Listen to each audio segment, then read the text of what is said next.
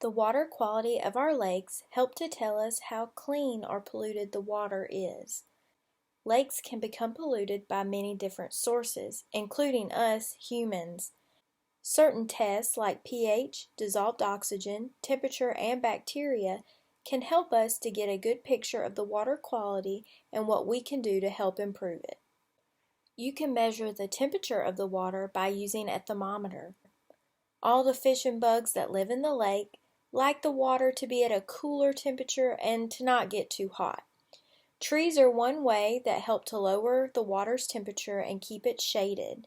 Trees can help to keep the water's temperature at an ideal range for the critters that live in the lake.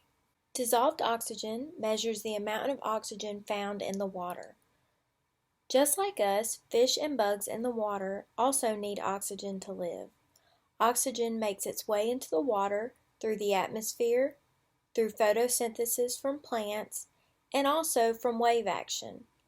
So areas that are fast moving tend to have more oxygen than deep stagnant waters. The test I'm conducting in this video follows the South Carolina Adopt-a-Stream protocol for dissolved oxygen.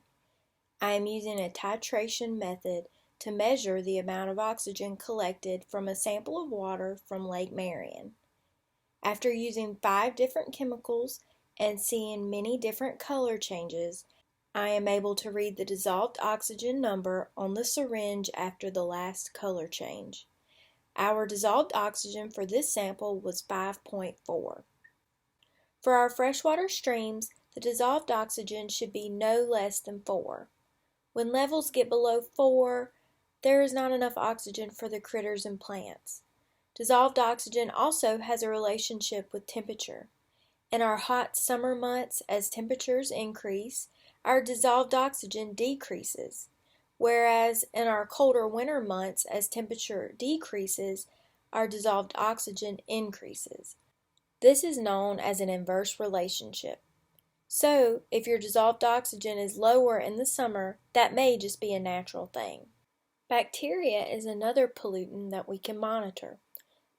Bacteria can enter our water in many ways, but in short, it comes from poop. Ew! As it rains, that rain travels across surfaces and picks up many pollutants with it. Sometimes it picks up bacteria from the waste of dogs, wildlife, and livestock. If that bacteria is found in high numbers in our fresh waters, it can indicate a possible health hazard for us if we get in the water. To test for bacteria, you collect a sample of the water in a Whirlpack, plate the sample, and then incubate the plates for 1 day. After incubating the sample, you can count the bacteria that are present. For our freshwater systems, we want our bacteria count to be less than 1,000. Last, we will talk about pH. pH measures how acidic or basic something is and is represented on a scale of 0 to 14. The low numbers, 0 through 6, mean something is acidic, while the higher numbers, 8 through 14, are basic. 7 is in the middle and is neutral. The test I'm conducting in the video is for pH. By following the South Carolina Adopt-a-Stream protocol, I added 10 drops of a wide range indicator solution to my water sample. After inverting the sample, you can see a change in color. I then matched the color to its corresponding value on the color chart. For this test, the pH of the water in Lake Marion was 6.5. For our freshwater systems, the pH should fall anywhere from 6 to 8.5. If it is outside of this range, that may be an indicator of pollution. So our sample indicates a healthy pH. You can also use pH strips to test for pH. This is what you will use during the water quality lesson to test the pH of many different liquids.